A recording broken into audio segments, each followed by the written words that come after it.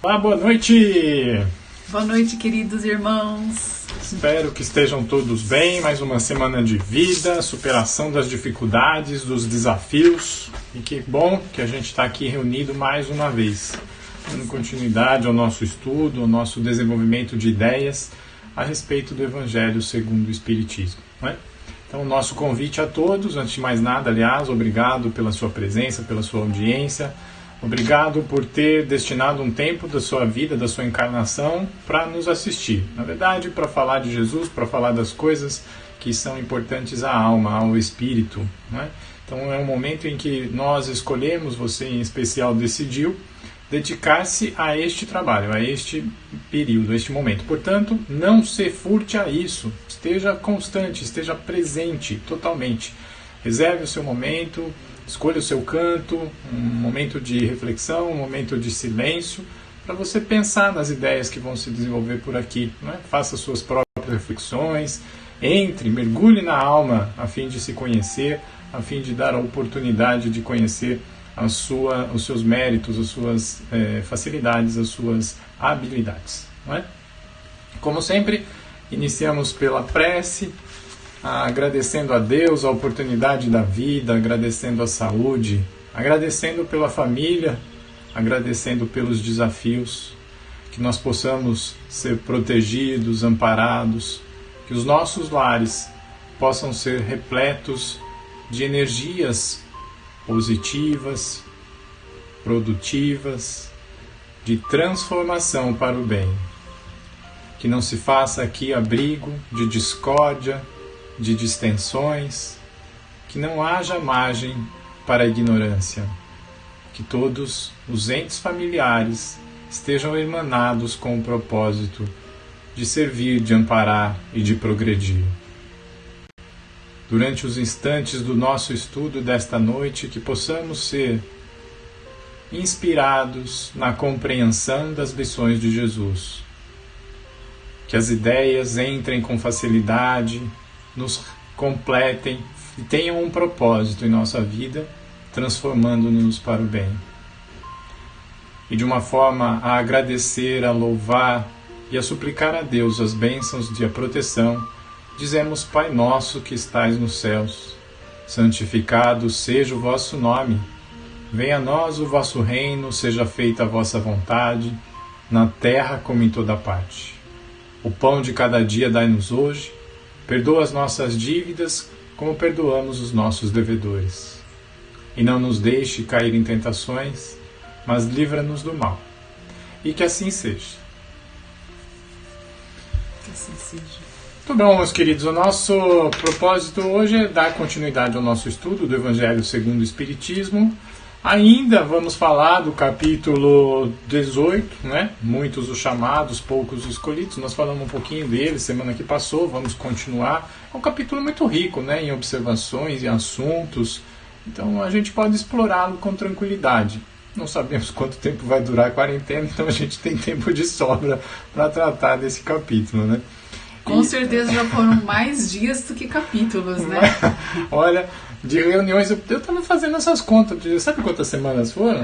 Acho que hoje é a 16ª. 16ª. Então são 32 lições, 27 capítulos, mais o capítulo das orações. Realmente o assunto não nos faltou, né? A gente pode mergulhar a fundo, né? Eu espero que tenha sido produtivo de alguma forma, né? Que quem nos ouve tenha sido tocado, tenha entendido o objetivo, o significado disso e tenha sido feito um momento de reflexão, né? Nosso objetivo sempre foi que nos mantivéssemos unidos em pensamento a respeito do assunto, né? Bom, vamos para a lição. Vamos lá, eu vou colocar a lição que é extraída do capítulo 18. Hoje eu lembrei de ligar o som, semana passada a gente não falhou no som, mas hoje estou mais atento. Então vamos lá. Todo aquele, pois, que ouve estas minhas palavras e as observa, será comparado ao homem sábio, que edificou a sua casa sobre a rocha. E veio a chuva, e transbordaram os rios, e assopraram os ventos, e combateram aquela casa. E ela não caiu, porque estava fundada sobre a rocha. E todo aquele que ouve estas minhas palavras e não as observa, será comparado ao homem insensato, que edificou a sua casa sobre a areia. E veio a chuva, e transbordaram os rios, e assopraram os ventos, e combateram aquela casa. E ela caiu, e foi grande a sua ruína.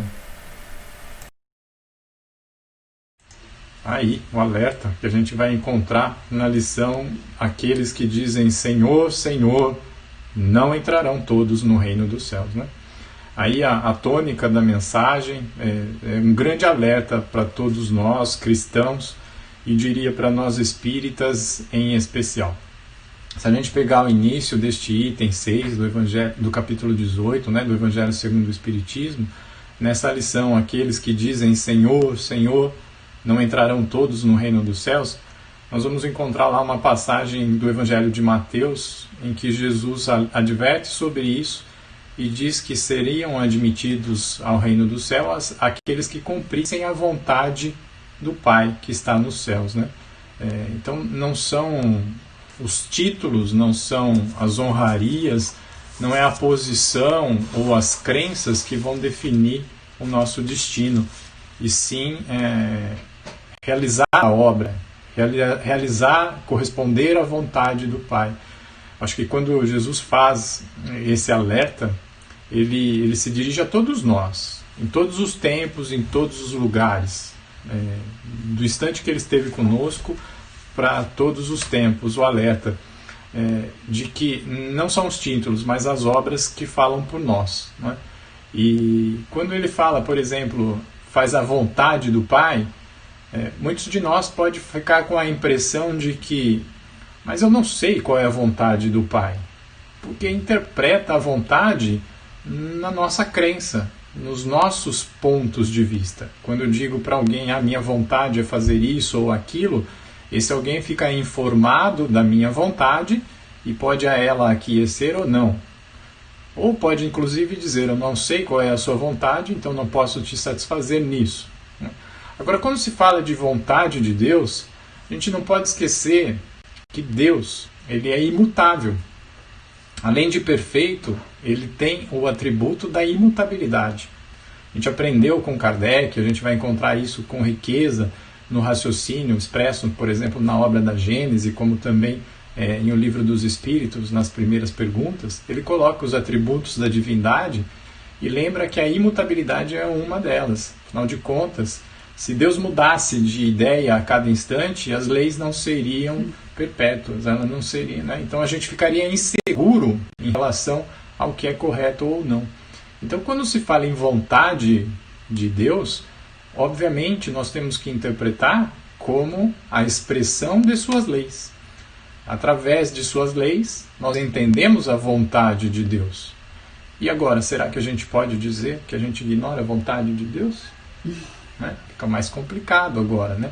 Então, seguramente, todos nós cristãos e espíritas temos a nosso favor, também contra nós, conhecer a vontade de Deus. Né? Olha que interessante, isso que você está falando pode até já nos dar a entender o tema do capítulo, né?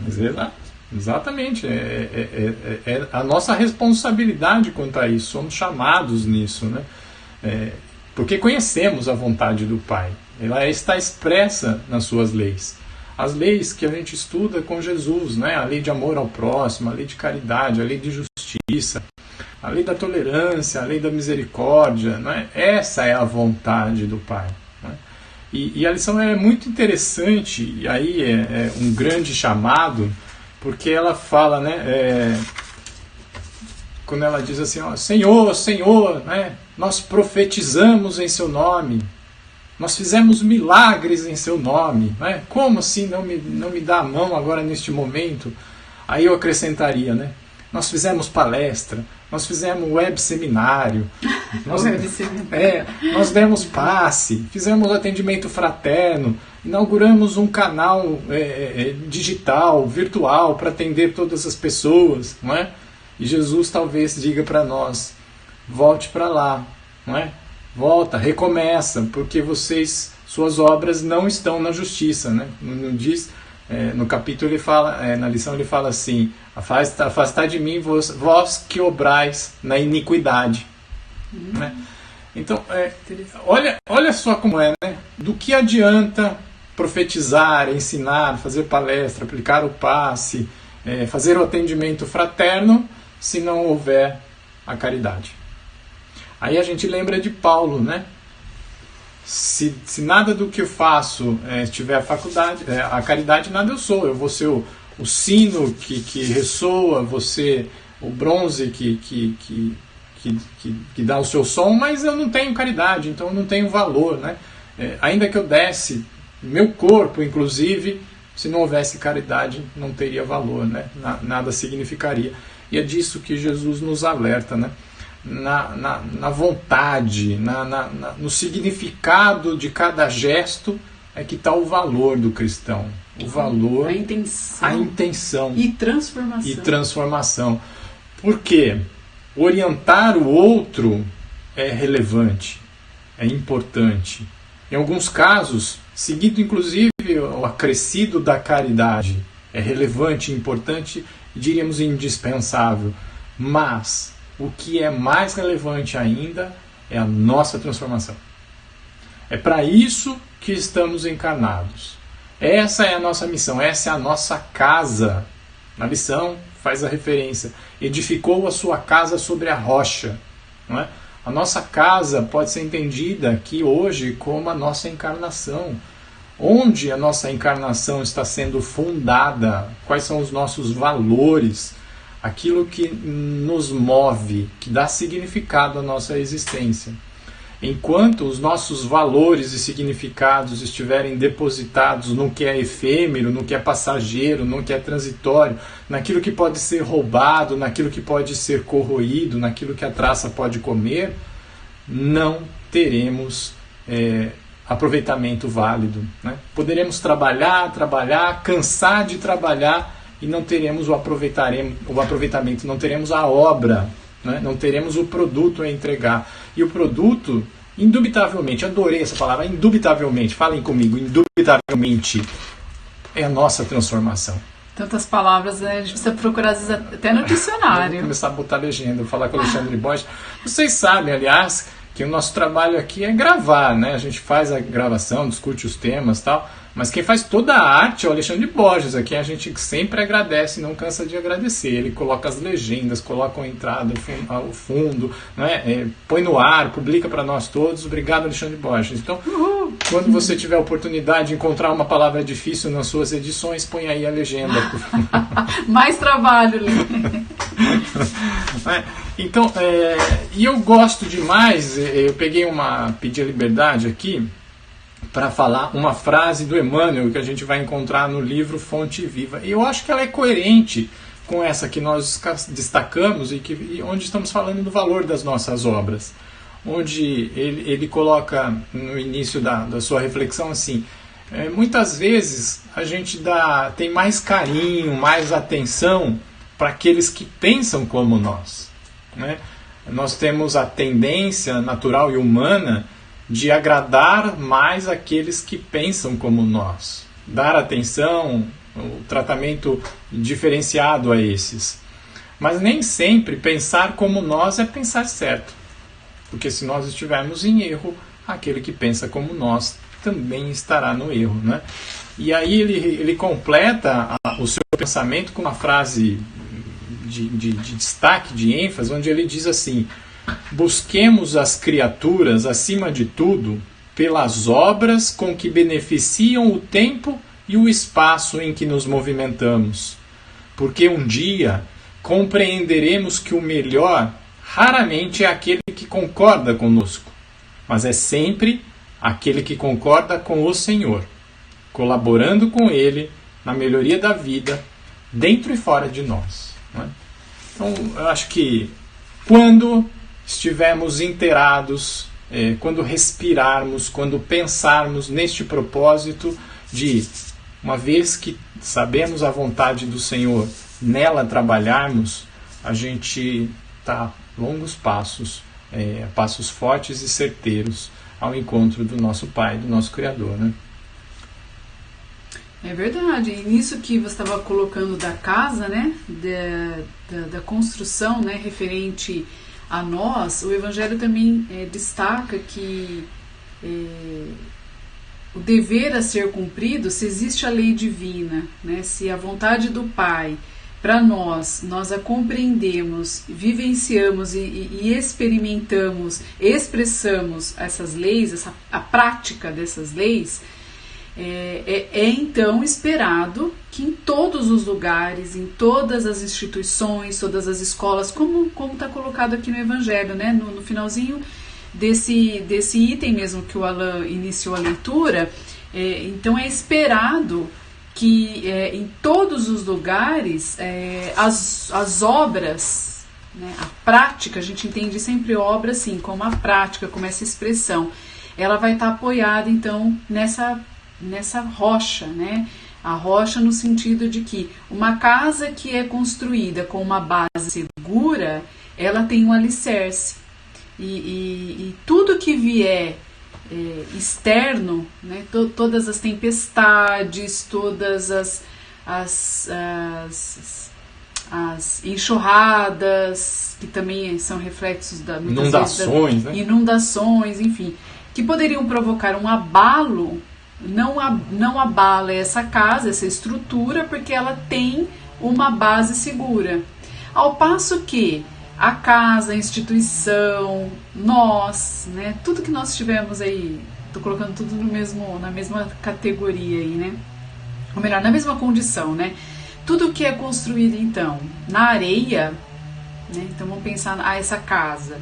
A casa construída na areia, conforme vem uma inundação, conforme vem a tempestade, as circunstâncias externas, poderá vir a abalar a estrutura dessa casa, porque a base ela foi construída num lugar de muita insegurança.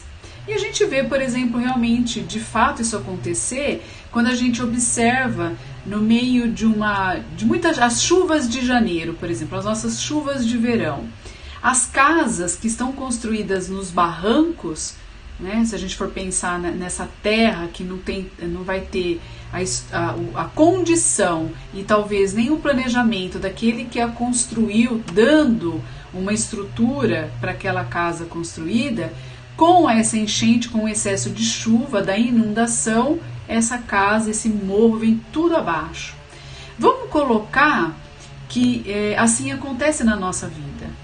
Se nós, como Alan falou, nos comprometemos com o Evangelho de Jesus para divulgá-lo, assim como os fariseus na época de Jesus o divulgavam, da boca para fora, com os rituais externos, sem uma construção na nossa intimidade, aonde o nosso coração terá uma base segura e será forte, uma fortaleza, quando as situações externas e adversas nos chegam, se nós temos tudo aquilo que nós falamos, né, que nós dissemos para o outro, se foi construído dentro do nosso coração e do nosso pensamento, nós vamos estar ajustados e preparados para essas circunstâncias. Porque cá entre nós, a gente pensa sempre nas coisas que nos chegam externamente somente como expiação e dor, né? Mas e as provas? Como é que nós vamos saber se nós estamos fortalecidos, por exemplo, na caridade, na prática do bem? Como é que nós vamos ter a certeza de que temos a virtude da paciência, da bondade, do perdão? Tendo a prova. Então eu vou colocar a prova. E a prova para aquele que quer ter paciência é ter uma dificuldade constante no seu caminho, uma adversidade, um obstáculo, situações que irão testar essa paciência, se ela está desenvolvida, se ela está a ser desenvolvida. E aí cada situação vai ser analisada na sua intimidade, né? E o Evangelho coloca de uma forma muito bonita, ele coloca assim, que todos aqueles que construíram sobre a pedra, então, sentirão esse apoio, essa base segura. Mas aqueles que se apoiarem na ausência, na sua violação, né, sem o cumprimento da lei, sem o propósito no bem, sem a amorosidade, o cuidado, Joana de Ângeles costuma dizer, né, a boa ação, a paciência é isso. Ter a virtude da paciência, muitas vezes a gente compreende assim, é tudo aquilo que nos chega, você não responde, é não ser violento, isso também faz parte da paciência. Mas a paciência também, ela nos exige além disso, ela exige que toda a nossa ação, toda a nossa intenção, ela tem que ser planejada a tal ponto de nós executarmos, expressarmos aquilo que desejamos, porque já é o nosso melhor. Isso é ser paciencioso. Não agir pela impulsividade do momento. Então é todo um contexto muito mais amplo do que muitas vezes de forma pejorativa a gente costuma usar essas bem-aventuranças, essas virtudes vivenciadas por Jesus. Não diria nem só pejorativa, mas superficial, né? Superficiais, né? A gente entende de forma rasa, de forma superficial, sem profundidade, e sem profundidade, então, nós não temos um planejamento. Né? Porque o planejamento ele é feito somente por pessoas dignas que estão ligadas a um propósito, e é isso que o Evangelho nos fala. Toda a nossa ação, então qual é a minha intenção quando eu provoco uma ação, quando eu desejo fazer algo na minha casa, na casa espírita, no meu ambiente de trabalho? O que está me levando? É o meu interesse pessoal ou é o bem que vai fazer para muitas pessoas? É a minha vaidade, o meu orgulho ferido, ou é a intenção de promover um grupo de pessoas que dependem de mim para eu desenvolver nesse grupo a autonomia, a responsabilidade, o desenvolvimento que esse grupo merecia, né? E a gente vai encontrar no Evangelho, então, assim, que quando essas instituições, as nossas ações, os nossos pensamentos não estão pautados nesse propósito, serão como essa casa, então, construída na areia. O vento das revoluções e o rio do progresso as levarão. Porque como é da lei o progresso, como é da lei a solidariedade, como é da lei a fraternidade, como é da lei o amor, como é da lei reencarnar, isso tudo independe da nossa vontade. E depende do nosso desejo tão limitado, né, com essa visão que nós temos do aqui e agora, do problema olhado com esse olhar do momento, do presente somente, muito fragmentado, muito cortado, da sua dimensão mais ampla, né, da solidariedade, por exemplo, que advém de todo o nosso processo evolutivo, de erros ou acertos do passado. Então, isso é que a gente tem entendido ao ler esse trecho do Evangelho, quando a gente fala da vontade, né? Porque a nossa vontade é pequena, a nossa vontade é limitada, e a gente não compreende que servir essa vontade de Deus é olhar o que a oportunidade que nos é dado agora nos oferece de crescimento, nos oferece, ou melhor, nos oportuniza de desenvolvimento.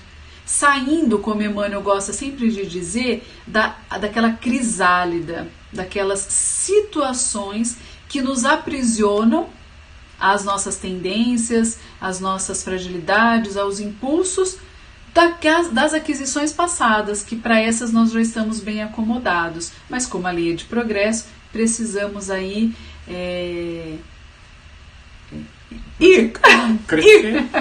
Faltou palavras, né? É interessante essa frase que você colocou no final, né? A enxurrada, né? A enxurrada do progresso, o rio do progresso virá, né? Puxa, você falou isso, eu fiquei lembrando, né? Quantas vezes a gente ouve diante de um trabalho, uma proposta de trabalho que se coloca, a gente vai encontrar alguém dizendo assim, mas a gente faz isso assim há 30 anos, né? Legal, acho que, legal, nesses 30 anos demonstrou valor, demonstrou que está sólido, demonstrou convicções. Agora, se nesses 30 anos não estiver sintonizado com as leis, né, sintonizado com o propósito de amor, propósito de amparar, tranquilidade, caridade, crescimento e tudo mais, não adianta tempo, não adianta, porque o progresso virá e vai derrubar, né? Derruba pessoa, derruba instituições, derruba governos, derruba tudo, não é?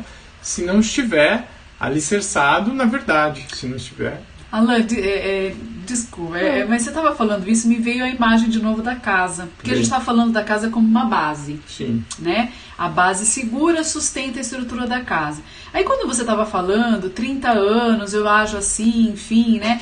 Muitas vezes a gente continua tendo um resultado com aquele trabalho.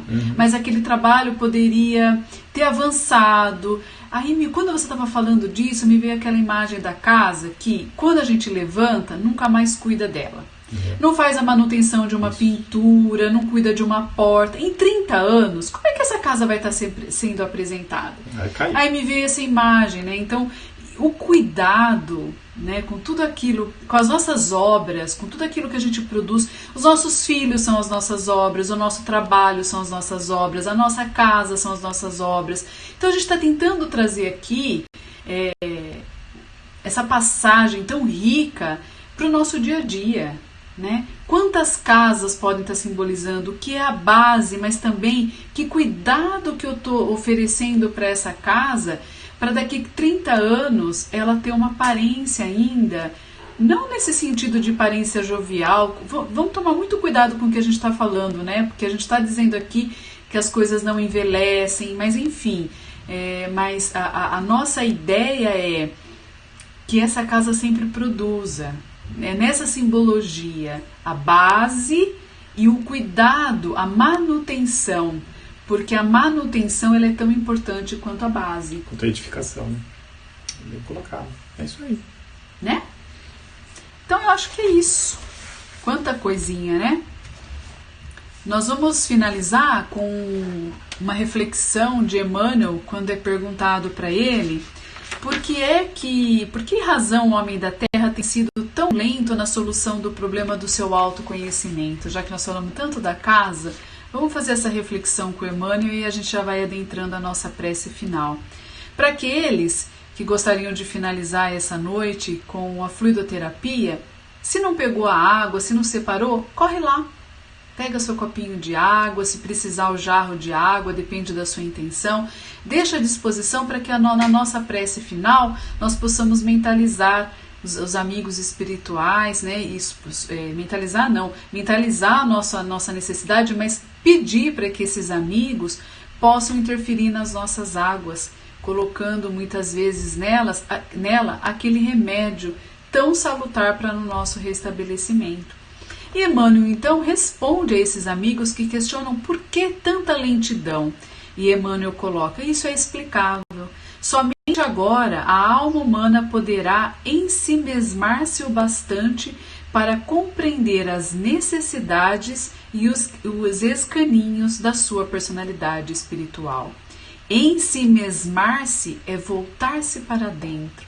Olha o chamado deste momento de isolamento, do vai para dentro, recolhe-se, avalie o que faz sentido para você, observe em que bases, se as bases que nós estamos construindo as nossas vidas são bases seguras, se nossos pensamentos, sentimentos e ações estão vinculados às leis divinas, se elas estão mais próximas dos ensinos de Jesus, ou se elas estão cada vez mais distantes do que Jesus nos exemplificou com o seu amor, com a sua compaixão.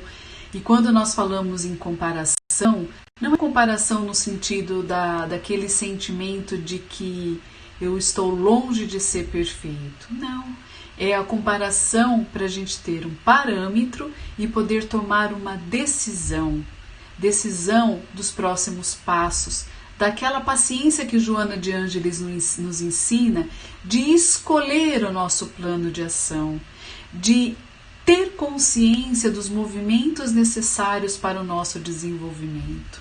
Como Santo Agostinho nos alerta da importância da autoavaliação diária, a cada noite, aquele olhar para o que foi realizado durante o dia.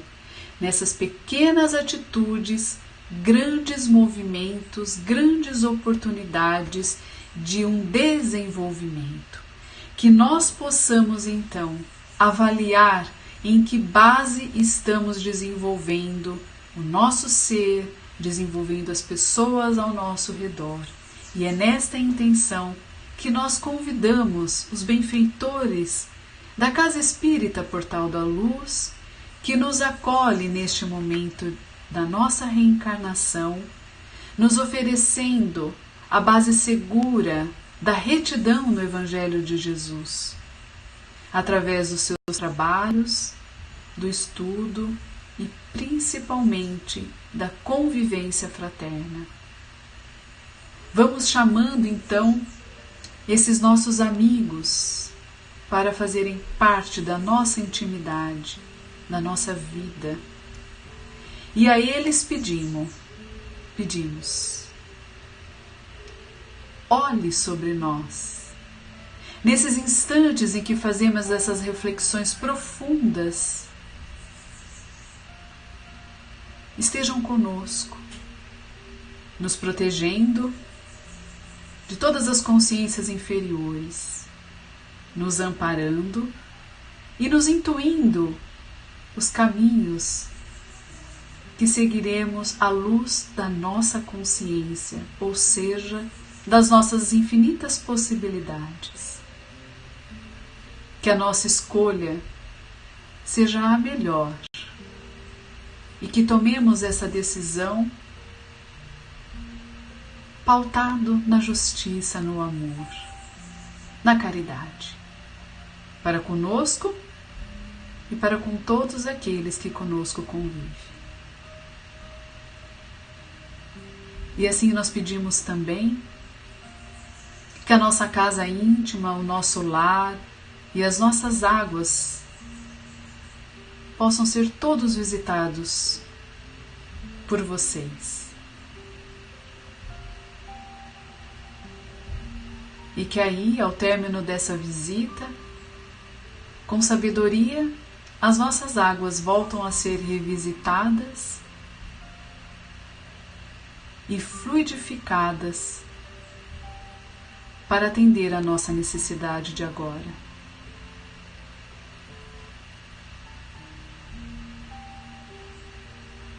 Gratos e conectados a vocês agora,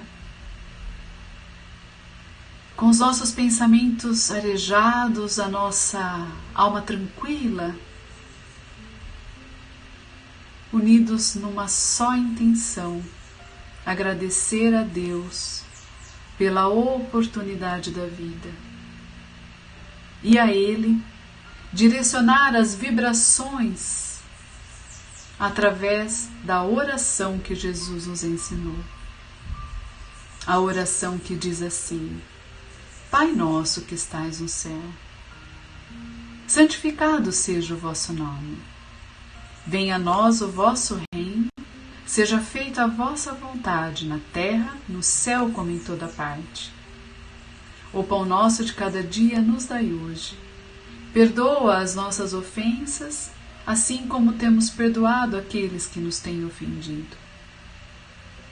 E não nos deixeis cair quando estivermos diante das provas, das tentações, das perturbações, ilusões, depressões do mundo, porque saiba que estamos construindo a nossa vida sobre o Evangelho do nosso irmão mais velho.